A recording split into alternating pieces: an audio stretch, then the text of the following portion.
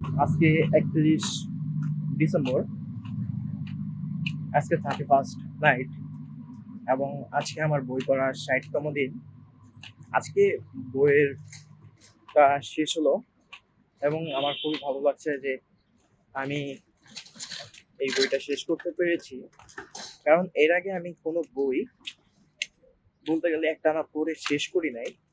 কিছু কিছু বই পড়েছি কিন্তু শেষ করি নাই, এবং এটা ছিল আমার প্রথম বইয়ের জার্নি, কিভাবে আমি শেষ করেছি এবং কি কি শিখেছি।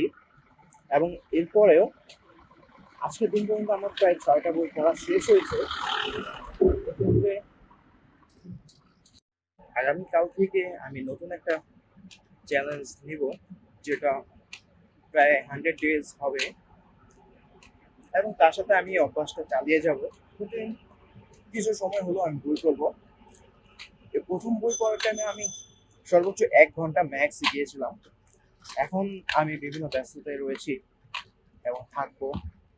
ইউনিভার্সিটি ক্লাস আছে, আমার স্কিল ডেভেলপমেন্টের কাজ আছে, এছাড়াও আমি কন্টেন্ট ক্রিয়েশন শুরু করেছি। সেক্ষেত্রে আমার টাইম কমে যেতে পারে, তবুও আমি চেষ্টা করব যে 20 থেকে 25 মিনিট করার। সো আগামী চ্যালেঞ্জে আমাকে সাপোর্ট করবেন, লাইক